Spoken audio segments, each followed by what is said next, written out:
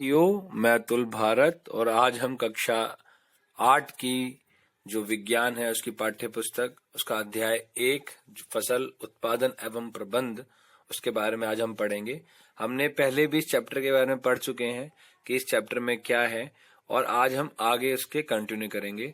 तो अगर आपने अभी तक चैनल को सब्सक्राइब नहीं किया है तो चैनल को आप सब्सक्राइब कर लीजिए ताकि आपको हमसे जुड़ी हुई सारी चीजें मिलती रहे। और बहुत सारी 8th क्लास की ध्रुवा, वसंत, भूगोल, संसाधन, हमारे अतीत, इन सब के चैप्टर हमारे चैनल पे अपलोडेड है, आप उसको देख सकते हैं। क्वेश्चन आंसर भी अपलोडेड है। तो हमने फसल उत्पादन एवं प्रबंध में कृषि पद्धतियों के बारे में पढ़ा था, जिसमें हमने कृषि को 2 वर्गों में बांटा था, खरीफ फसल और रबी फसल। मैं आपको ये रिवाइज करा रहा हूँ। मैंने इसको अच्छे से बताया है इससे जो पहली वाली वीडियो में, और उस वीडियो का मैं जो लिंक है वो डिस्क्रिप्शन बॉक्स में दे देंगे हम लोग, तो आप उसको देख लीजिएगा और चैनल को सब्सक्राइब कर दीजिएगा। तो खरीफ फसल वह फसलें होती हैं जो वर्षा ऋतु में बोई जाती हैं, खरीफ फसल कहलाती हैं।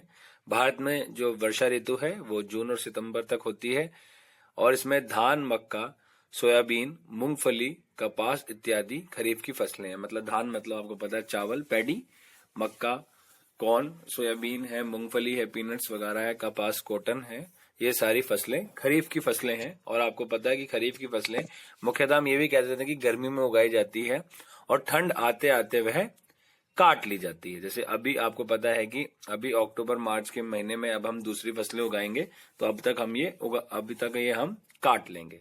तो रबी की फसल है, रबी की फसल शीत ऋतु में बोई जाती है, उगाई जाती है और अक्टूबर से मार्च तक भारत में आपको पता है मतलब ठंडा मौसम होता है। तो अक्टूबर से मार्च में मतलब अक्टूबर में हम लोग शुरू कर देते हैं। ठीक है, ये देखिए अक्टूबर से मार्च तक जो अवधि दी गई है ना, इसमें बताया गया है कि अक्टूबर में हम शुरू कर देते हैं और मार्च तक हमें काट लेते हैं। ठीक है, गेहूं, चना, मटर, सरसों तथा अलसी रबी की फसलें हैं और उदाहरण है ये हमारे। और इसके अलावा कई स्थानों पर दालें और सब्जियां ग्रीष्म ऋतु में उगाई जाती हैं, इसके जैद की फसलें कहते हैं।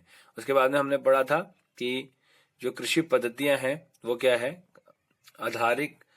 आधारिक फसल पद्धतियां जो हैं, और उसमें मिट्टी तैयार करना, बुआई, खाद एवं उर्वरक देना, सिंचाई, खरपतवार से सुरक्षा, कटाई, भंडारण, ये हमने पढ़ा था। मिट्टी तैयार करना हमने आपको बताया था। मिट्टी तैयार करने में क्या होता है कि फसल उगाने से मिट्टी तैयार करने प्रथम चरण होता है, क्योंकि देखिए आप फसल उगाएंगे तो भूमि को तैयार तो करेंगे ही ना। जब भी आप, सीधी सी बात है, जब आप बहुत जरा सी आप देखिए कि अगर आप अपने स्कूल में जाते हैं और क्लासरूम में आप जाते हैं तो सबसे पहले अपना डेस्क साफ करते हैं। ठीक है, उसको सही से मैनेज करते हैं चीजों को। तो आपने ऐसे ही मिट्टी में कुछ बोने से पहले उसको हम तैयार करते हैं। मिट्टी को पलटना तथा इसे पोला बनाना कृषि अत्यंत महत्वपूर्ण कार्य, कृषि का बहुत महत्वपूर्ण कार्य है, मतलब उसको पोला बनाना। इसमें जड़ें भूमि में गहराई तक जा सकती है। अब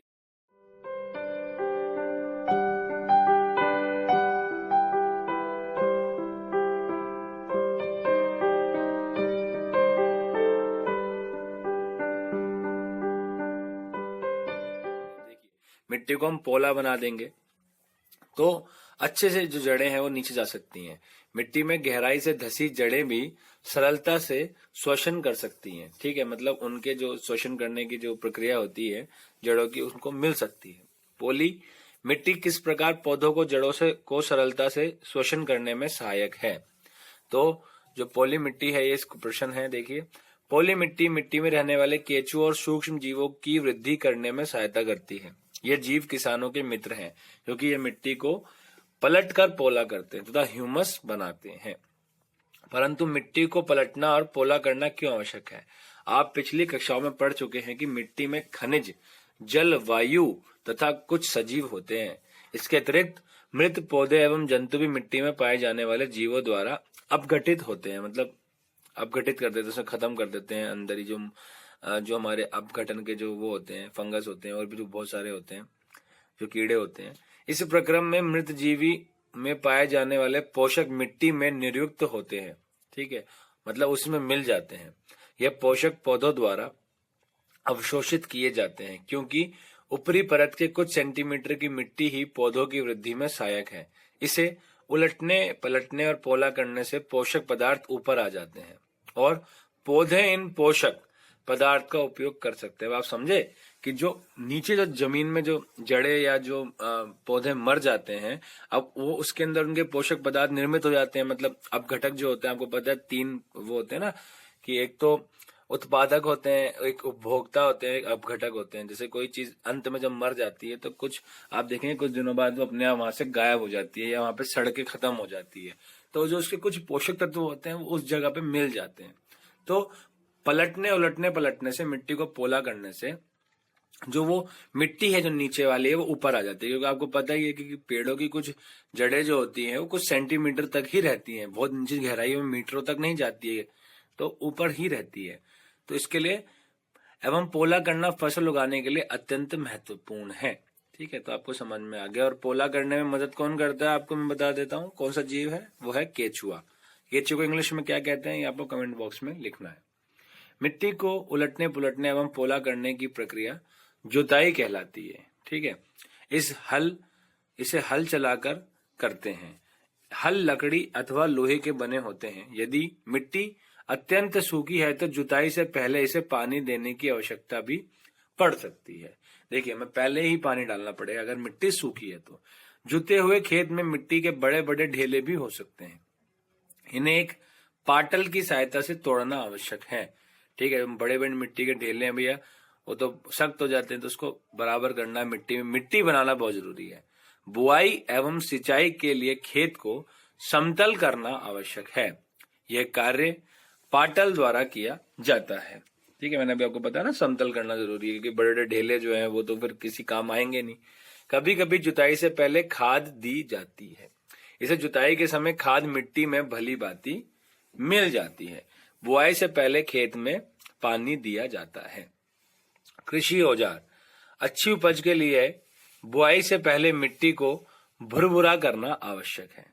यह कार्य अनेक औजारों से किया जाता है। ठीक है, देखिए, अब देखिए यहाँ पे अभी हम बुआई की बात कर रहे हैं, तो बुआई से पहले हमने मिट्टी को तैयार कर रहे हैं। मिट्टी की तैयारी में हमने जुताई करी। ठीक है, और जुताई के बाद में उसको भुरभुरा कर दिया, फिर थोड़ा हमने पानी भी डाला। ठीक है, बुआई करने से पहले खेत में पानी भी दिया ताकि थोड़ी सी नमी आ जाए खेत में, है ना, ताकि जो बीज हम डाले वो थोड़े जीवित रहें। यह कार्य अनेक औजारों से किया जाता है। हल, कुदाली एवं कल्टीवेटर इस कार्य में उपयोग किए जाने वाले प्रमुख औजार हैं। देखिए, हल की देखिए यहाँ पे शाफ्ट है, और ये हल का किस प्रकार से इसका हल का फाल है, और ये कैसे जमीन के अंदर जाता है, और ये कैसे काम करता है। ठीक है, यहाँ पे आप देख सकते हैं, छोटा सा चित्र है, बहुत सुंदर सा, आपने कभी देखा भी होगा अपने खेतों में। आगे बढ़ते हैं। हल के बारे में बताया गया है कुछ, तो थोड़ा सा हम पढ़ लेते हैं। प्राचीन काल से ही हल का उपयोग जुताई, खाद उर्वरक मिलाने, खरपतवार निकालने एवं मिट्टी खुरचने के लिए किया जाता रहा है। यह औजार लकड़ी का बना होता है, जिसे बैलों की जोड़ी अथवा अन्य पशुओं, घोड़े, ऊंट की सहायता से खींचा जाता है। इसमें लोहे की मजबूत तिकोनी पत्ती होती है, जिसे फाल कहते हैं। हल का मुख्य भाग लंबी लकड़ी का बना होता है, जिसे हल शैफ्ट कहते हैं। इसके एक सिरे पर हैंडल होता है तथा दूसरे सिरे पर जोत के डंडे से जुड़ा होता है, जिसे बैलों की गर्दन के ऊपर रखा जाता है। एक जोड़ी बैल एवं एक आदमी इसे सरलता से चला सकता है। चित्र 1.1 में हमने देखा है। आजकल लोहे के हल तेजी से देसी लकड़ी के हल की जगह ले रहे हैं। कुदाली, यह एक सरल औजार है जिसका उपयोग खरपतवार निकालने में मिट्टी को पोला करने के लिए किया जाता है। इसमें लकड़ी अथवा लोहे की छड़ होती है। इसके एक सिरे पर लोहे की चौड़ी और मुड़ी प्लेट होती है। ठीक है, और आप देख सकते हैं यहाँ पे, देखिए ये कुदाली। ठीक है, इस प्रकार से यहाँ पे कुदाली होती है जो ब्लेड की तरह दिखाई कार्य करती है। इसका दूसरा सिरा पशुओं द्वारा खींचा जाता है। देखिए यहाँ पे कुदाली है। ठीक है, कल्टीवेटर, आजकल जुताई ट्रैक्टर द्वारा संचालित कल्टीवेटर से की जाती है। आजकल जो जुताई होती है वह ट्रैक्टर द्वारा संचालित कल्टीवेटर से की जाती है। कल्टीवेटर एक औजार होता है, आप यहाँ पे देख सकते हैं किस प्रकार का कल्टीवेटर होता है ना, और ये ट्रैक्टर द्वारा चलाया जाता है। तो कल्टीवेटर के उपयोग से श्रम एवं समय दोनों की बचत होती है। देखिए आप यहाँ पे क्षेत्र में देख सकते हैं कल्टीवेटर को ट्रैक्टर द्वारा चलाते हुए, मतलब ये एक तरीके से हल ही होता है, और एक हल नहीं होते, बहुत सारे इसके अंदर हल की तरह जो हल का फाल होता है वो होता है एक तिकोना जो जमीन के अंदर गड़ जाता है, और ऐसे कुछ 8 से 10 होते हैं, एक के एक पीछे आगे पीछे होते हैं, इस प्रकार से आप देख सकते हैं। तो इससे टाइम भी बचता है किसान का, उसकी मेहनत भी बचती है क्योंकि वो फटाफट कर देता है। लेकिन हर चीज की एक कीमत होती है, जैसे आपको पता है कि अब हम ईंधन डालते हैं ट्रैक्टरों के अंदर, तो ईंधन डालते हैं तो वो डीजल भी खर्च होता है, पेट्रोल भी खर्च होता है, तो हम जीवाश्म ईंधन पे वो हो जाते हैं, और हमें मजदूरों की कमी पड़ती है। तो जो कुछ लोग जो मजदूरी करते हैं वो लोगों को रोजगार नहीं मिल पाता, तो हर चीज की कीमत जरूर अदा करनी पड़ती है। खेती में भी यही है कि अगर हम खेती को सरल बनाते हैं ट्रैक्टरों के द्वारा, तो जो मजदूर श्रम करते हैं वो श्रमिक फिर हमें नहीं रखने पड़ते, और कुछ श्रमिकों की खेती में जो जरूरतें होती है वो कम होती जा रही है। तो यहाँ पे जो है मिट्टी को तैयार करना हमने पढ़ा, और आपको पता लगेगा कि मिट्टी में तैयार करने में जुताई और मिट्टी को पोला करना, मिट्टी को अच्छे तरह तैयार करना, उसको भुरभुरा करना, और मिट्टी को तैयार करने के जो औजार होते हैं जिसमें हल है, खुदाली है और कल्टीवेटर है, देखिए यहाँ पे है ना, तो ये सारी चीजें हैं। और उसके अंदर मिट्टी को पोला बनाने के लिए, मिट्टी को बढ़िया करने में हमारा एक जीव भी है जो हमारी सहायता करते हैं, उसका नाम है केचुआ, अर्थवॉर्म जिसे कहते हैं। तो और मैं आशा करता हूँ कि वीडियो आपको बहुत अच्छी लगी होगी, कृषि के औजार वगैरह जान के आपको अच्छा लगा होगा, फसलों के बारे में पता लगी होगी।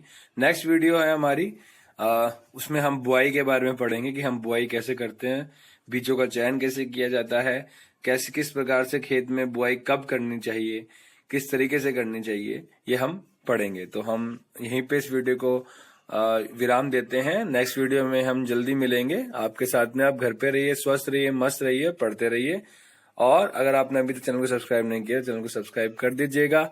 आपके इस वीडियो के एंड में कुछ एक छोटा सा मैसेज होगा, वो जरूर आप देखिएगा। आपका जीवन बहुत ज्यादा परिवर्तित हो जाए और आपका फोकस बहुत ज्यादा बढ़ जाएगा, हमें पता है इस चीज से, लेकिन उसके लिए प्रयास जरूर करना पड़ेगा। तो बने रहिए हमारे साथ। जय हिंद, जय भारत, और इस मैसेज को जरूर देखिए।